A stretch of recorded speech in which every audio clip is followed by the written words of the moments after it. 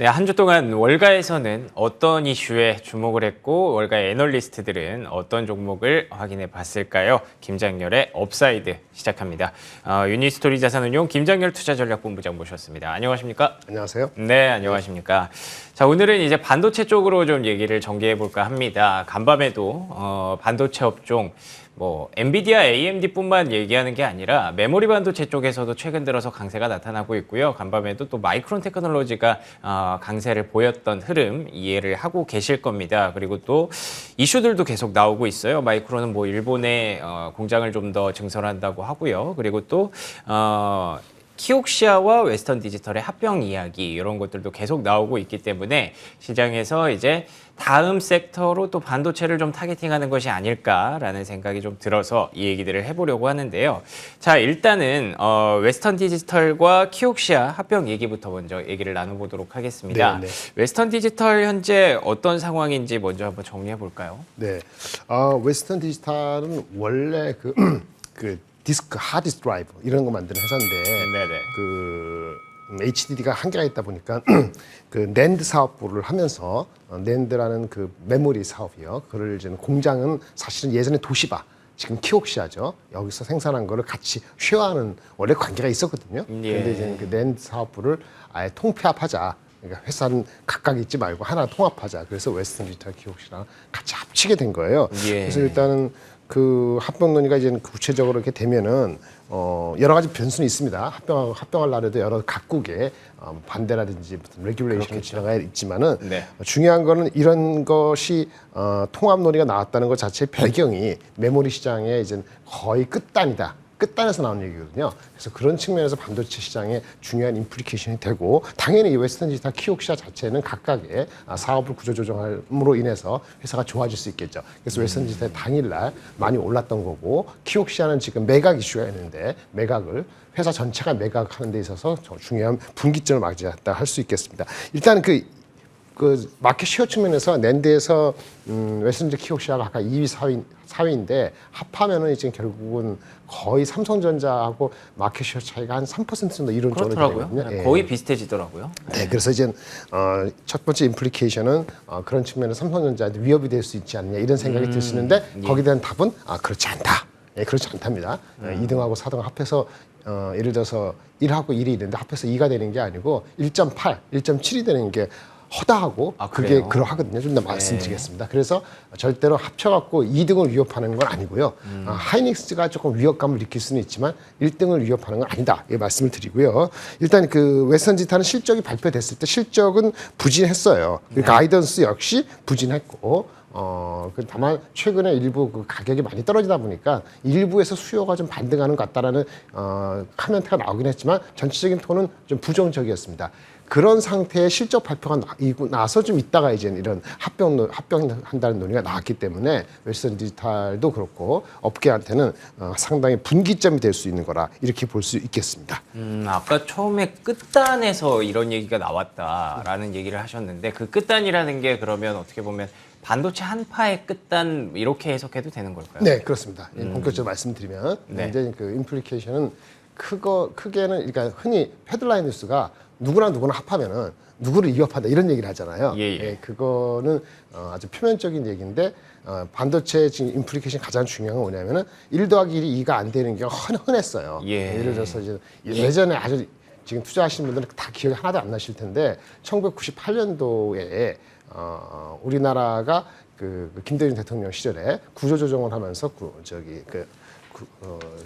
우리 IMF 이후에 기아 자동차가 현대한테 흡수되고 LG 반도체가 현대전자로 흡수된 게 있습니다. 그러니까 반도체 업계에서의 합병이에요. 한국 업체끼리지만 그 반도체 업계 합병인데 LG하고 하이닉스가 합병되면 삼성전자에 위협하거나 다른 업체에 위협을 주느냐 그건 말도 안 되는 일이고 일어나지도 않았죠. 그리고 하이닉스 그다음에 현대전자 그다음에 LG 반도체가 각각의 마켓쉐어가 있었는데 합하면은 더하기 2가 되느냐 그 예측은 결국은 1.6밖에 안 됐고요. 그러니까 합병하는 과정에서의 반도체 공정이 굉장히 아주 좀 예민한데 공정이 다른 공정을 합쳐지는 과정. 그다음에 제품에 필요 없는 것을 군더더기를 통합하는 과정이 최소한 2, 3년 정도가 시간이 소요되고 그 기간 동안에 생산량이 어떻게 된다고요? 줄어요. 생산해 주니까 업계에 공급에 축소 효과가 나타납니다. 그게 1999년도 2000년에 나타났어요. 그게 또 수요가 좋을 때 맞춰가지고 반도체 시장이 좋았던 거거든요. 지금도 마찬가지입니다. 2등, 4등이 합쳐져가지고 걔네들이 1등을 위협하는 게 아니고 합병하는 과정 속에서 필요 없는 군더더기를 제거하고 제품의 종류를 줄이거나 이렇게 밀도를 포커스를 갖추는 과정에서 아웃풋은 생산 아웃풋은 줄게 돼 있다는 거죠. 예. 향후 1년 내로. 그러면 어떻게 되죠? 삼성, 하이닉스, 마이크론에 다 긍정적인 거죠. 당분간에 조금 더 마켓쉐어를 늘릴 수 있는 기회가 될 수 그렇죠. 있는. 예. 그래서 삼성전자 하이닉스에서는 랜드 경쟁 구도가 완화되거나 아니면 극단적 지금 어떻게 되냐면 랜드 만드는 업체는요. 적자가 얼마 정도 될 것 같아요? 50%도 아니에요. 제일 적자가 적은 게 한 65%, 70%될 거예요. 예. 그러니까 100을 만들면은 매출 100이면은 마이너스 70이라는 얘기예요. 이게 무슨 얘기냐? 현금을 깎아먹고 있거든요. 극단적인 상태에서의 그 합병이 나타난 거기 때문에 반도체 업계에서는 상당히 좋은 겁니다. 아, 그렇군요. 그러니까 이제 이런 일이 없을 때보다는 영어 표현 죄송합니다만 이런 일이 없을 때 nothing보다는 예. far better than nothing이에요. 그런데 여기까지고요. 근데 그런데 이슈는 뭐냐면 네. 그러면 예전에 업체가 그 반도체 D램의 구조조정 예전에 몇 번 기억하는 것처럼 엄청난 이게 그 상한가 따라잡아야 되고 이런 정도의 임팩트 바로 있느냐? 네. 그거는 아니거든요. 이게 무슨 얘기냐면은 예전에 반도체가 구조조정이 크게 두 번이었어요. 몇 번 네. 말씀드린 것 같은데 2008년도 금융위기 직후에 네. 2009년도 2월 달에 키몬다라는 회사가 낮아빠졌습니다. 키몬다. 말을 강하게 합니다만 그렇게 예. 하지 않았으니까 2009년도 2월 때 키몬다가 낮아빠지는 거는 8등 업체, 마켓쉐어 8% 되는 업체가 예. 2, 3등은 아니더라도 예. 8%가 없어진 거예요. 아예 없어졌다고요? 그러니까 파산 신청을 한 거예요. 어. 그러니까 엄청난 효과죠. 그러니까 그런 정도의 임팩트는 아니죠. 네네. 없어진 게 아니잖아요. 그렇죠. 예, 뭐 예, 둘이 예. 인수합병이야 종종 그렇죠. 일어나는 일이니까. 그렇죠. 근데 잘 일어나지 않는데 예. 잘 일어나지 않기 때문에 좋은 거예요. 하지만 아, 없어진 건 아니거든요. 예, 파산해서는. 근데 그 당시도 디램이 파산하기 직전에 그 이 파리 파산한 업체 있잖아요. 네. 파리 파산한 업체는 적자가 100%였어요. 예. 100%가 1년 넘게.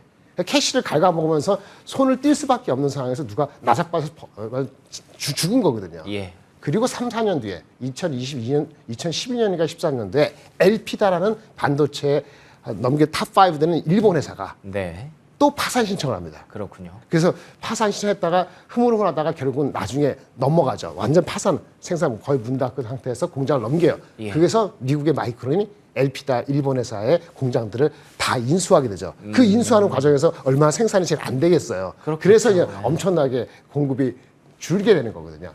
지금의 낸드 업계에서의 웨스턴 디지털하고 키옥시아의 합병은 네네. 아까 D램의 두 사례와 같은 최근의 두 사례 같은 나사빠져가지고 사라지는 이런 과정은 아니기 때문에 네. 그 정도의 파괴는 아닙니다. 그러니까 숫자 따지면 반도체 뭐 어떤 그 주가가 과거의 D램의 그 구조조정 그렇게 나사빠지는 효과를 했을 때는 시간을 두고 100% 이상, 200%까지 주가가 올랐단 말이에요. 그럼 뭐 그렇게 오르면 어떻게 하죠? 그 순간에 상한가도 따라가야 되는 거예요. 물론 그때 그렇죠. 상한가까지는 안 예. 갔습니다만은 그래서 그렇게 되는데 지금은 그 정도는 아니지만 옛날에 하이닉스, 현대전자하고 LG 반도체가 예. 합병을 해가지고 하는 과정 속에서의 이슈가 생겨서 생산이 줄어드는 효과이기 때문에 100%, 200%의 주가가 올라가는 정도 임팩트는 아니더라도 쉽게 얘기하는 겁니다. 이것도 절대적인 믿지 마시고 네네, 한 그렇죠. 50%, 한 70% 정도의 주가의 상승을 가져올 수 있는 그런 포텐셜을 하나의 불씨를 당겼다. 이렇게 해석하는 것이 아주 정확한 표현이라고 말씀드릴 수 있고요. 네. 따라서 이제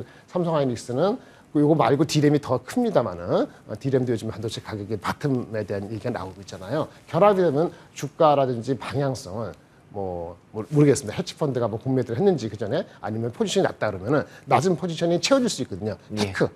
그러네요. 엔비디아만 테크가 아니니까 그 반도체 테크 쪽에서의 그 못 산 사람들의 쇼 커버리지나 또는 그 비중 확대의 어떤 모멘텀이 분명히 되기 때문에 주가는 상당히 강할 것 같습니다. 좋습니다. 분기점을 지났다고 보실 수 있을 것 같아요. 알겠습니다. 웨스턴 디지털과 키옥시아의 합병 이야기가 저는 뭐 다른 업계와 비슷한 그런 이야기일까라고 생각을 했었는데 반도체 업종에서는 확실히 좀 다른 임팩트가 좀 있군요. 네, 하지만 그렇습니다. 과거에 비해서 그렇게 완전히 파산을 해서 이제 인수합병이 되는 건 아니기 때문에 그때처럼 주가가 급등하거나 하는 모습은 나오지 않겠습니다만 최근의 상황들만 둘러봐도 마이크론도 그렇고요. 삼성전자 그리고 SK하이닉스도 어느 정도 의미 있는 가격대를 넘어서는 걸 봤을 때 이 이슈 자체가 업황을 전반적으로 좀 얘기할 수 있는, 예측할 수 있는 그런 자료도 되는 것 같습니다. 그래서 앞서서도 끝단이라는 얘기를 해주신 것 같은데 그러면 이런 생각할 수 있을까요? 네. 인수합병 얘기가 나왔다는 측면에서 반도체 업황도 이제는 정말 턴할 수 있다라고 네. 예측을 반대로 생각해 볼 수 있는 거고. 그렇게 하시면 됩니다. 그렇군요. 게임은 끝났어요. 예. 그러니까 터널은 끝났고요. 네. 여러분들한테 기회를 줄 수 있는 건 아까 말씀드렸죠. 상한가는 이런 흐름이 아니에요. 누가 예, 주는 게 예, 아니니까 천만 다행이에요. 그렇게 올라가면 못 따라가거든요. 그러니까 이게 그러네요. 주가가 2% 5% 이렇게 올라갈 거예요. 한 2% 5% 6% 가다가 1, 2% 빠지고 3% 4% 올라가다가 0.1% 이런 패턴으로 갈 가능성이 언제까지? 7월까지 이렇게 갈 거예요. 그러니까 예. 지금 다시 해야 되는 거예요. 낸드만 갖고 이렇게 난리치냐, 적자 70%가 그렇긴 하네요. 합병했다고 이렇게 난리치냐는데 예. 반도체는요, 시큐리컬하고 전환하는 거거든요. 어, 정확히 보세요. 이게 1년 전에 2022년도 6월 달에 예. 삼성전자가 정확히 바닥이었습니다. 예. 54,000원. 예.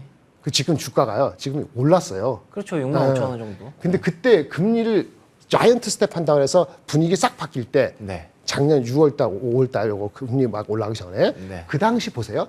삼성전자 실적이 엄청 좋았습니다.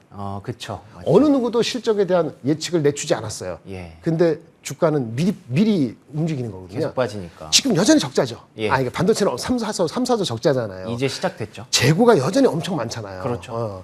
그런데 변화가 나는 언제를 본다고요? 올 말 내년을 본다고요. 예. 이런 변화이기 때문에. 그래서 주가는 집값 안 사면은 못 사는 거예요. 그래서 상한가 가는 게 아니니까 따라잡을 수 있다라고 말씀을 드린 거고요. 두 번째. 네. 근데 낸드는 그 메모리에서 30-40%고 D램이 더 많으니까 두 그렇죠. 배까지 나요. 그 예. D램은 아직도 가격이 뭐 효물 가격이 올라가니 마느니 이러는데 무슨 그 이상한 지읒 A 비읍 소리냐 이렇게 말씀하시는데 말씀드릴게요. 그 반도체 가격을 삼성전자가 이제 그 감산을 하고 있잖아요. 예, 예. 했다고 하고 있고. 시작한다고. 그렇죠. 그러면 보통 2, 3개월 걸리니까 5월 달이나 6월 달, 7월 달 이전에 효과가 나타나야 되는데 네네. 설사 효과가 안 나타나서 반도체가 안 오르잖아요. 그럼 어떻게 할까요? 어떻게 할까요? 글쎄요. 아니, 봤잖아요. 예. 낸드 케이스 봤잖아요. 예.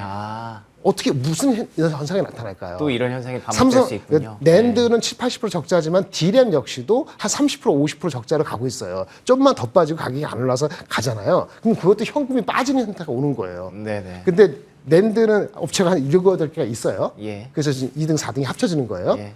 합쳐질 게 있었잖아요. 예, 근데 그렇죠. D램은 3개밖에 없어요. 예. 삼성전자 50%, 하이닉스 20몇 프로, 그러네요. 마이크론 3개. 근데 삼성 하이닉스 마이크론 옛날부터 많이 감산한다고 투자도 그렇죠. 줄였어요. 예. 삼성은 이제 동참했다 오피셜했어요. 예. 근데 효과가 바로 안 나타나는데 캐시가 나가고 있어요. 그 여름이 다가와요. 무슨 일이 일어날까요? 적자가 더 확대되겠죠. 그렇겠죠. 그렇죠? 당분간은. 재고 막 안 주면 네네. 감산을 더 하는 거예요. 그렇죠? 예. 그렇게 할 수밖에 없어요. 그렇게 하기 때문에 리액션이 어떻게 나오면 어느 순간에는 지금 나타나고 있는 표면적인 숫자를 보는 게 아니죠. 작년 6월 달에 표면적으로 실적이 좋다는 거 전혀 신경 쓰지 말고 주식을 팔았어야 되는 거죠. 언제? 예. 금리 인상이 전에 작년 3, 4월 달에 팔았어야 되는 그건 거예요. 맞죠. 예, 제가 작년 3, 결과론적으로. 4월 때 애널리스트 때 3월 달인가 삼성전자를 꺾었어요. 아, 그래요? 하이닉스는 2월 달부터 꺾었고. 예. 근데 6월 달에 그 주가 빠졌을 때 오히려 바닥이다.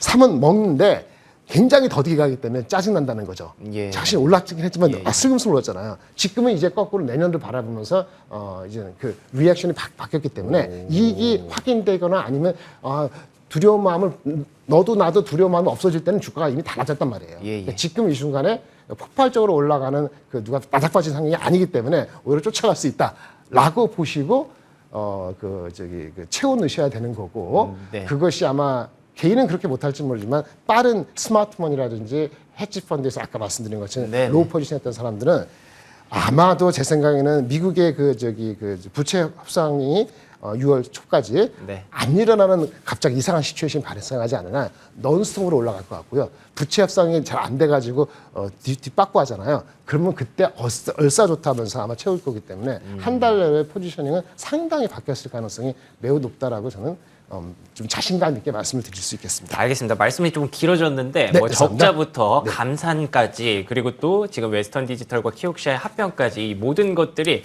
반도체의 좀 바닥을 가늠할 수 있고 오히려 이제는 지금 안 사면 못 사는 수준까지 갈 수 있다라고 굉장히 확신에 찬 말씀을 해주셨어요. 그래서 좀 궁금해하시는 분들이 있을 것 같은데 혹시 삼성전자 목표가 얼마까지 보시는지 여쭤봐도 됩니까? 제가 애널리스트가 아니기 때문에 이제 공식적으로 말씀 못 드려요. 아, 그렇군요. 근데 작년 12월 말까지 애널리스트였거든요. 네. 그 당시 했을 때 주가가 실적이 나빠도 예. 7만 원은 언제든지 갈 수 있고 시간이 걸린다는 거 말씀드리고 예. 그 시간이 지금 거의 다 온 것 같고요.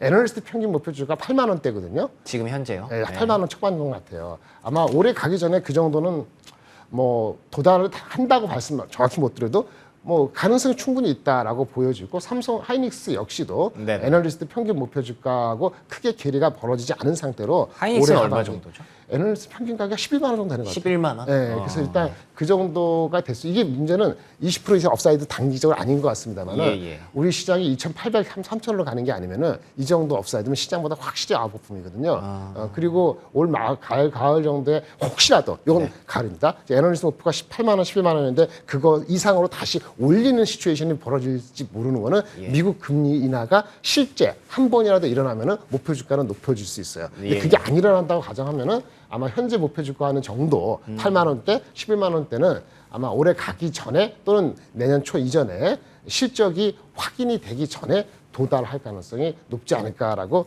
추론해 봅니다. 제 공식 목표 주가는 따로 있을 수가 없습니다만 애널리스트 가지고 말씀드려봤습니다. 알겠습니다. 올해 안에 삼성전자 8만 원 그리고 SK하이닉스 11만 원의 목표가가 일단은 뭐 위원님의 그런 목표가는 아니었습니다. 하지만 그래도 전반적으로 지금 현재 시장에서 보여주고 있는 그런 목표가의 평균치이기 때문에 일단은 그 반등의 속도가 좀 빨라질 수 있다는 측면에서 올해까지 좀 강한 탄력을 기대해 보도록 하겠습니다. 적자가 물론 지금 당분간은 좀 날 수 있고요. 여름까지는 계속 그런 발표가 나올 수 있지만 변수가 없다면이라는 전제하에 삼성전자 목표가 8만 원대 그리고 SK하이닉스 11만 원대의 목표가를 달성할 수 있기를 한번 기대해 보도록 하겠습니다. 자, 그러면 오늘 얘기는 본부장님과 함께한 얘기는 여기서 마무리해도 좋을 것 같습니다. 네. 예, 오늘은 여기서 마무리하고요. 다음 시간에 또 찾아뵙도록 하겠습니다. 오늘 좋은 말씀 고맙습니다. 네, 감사합니다.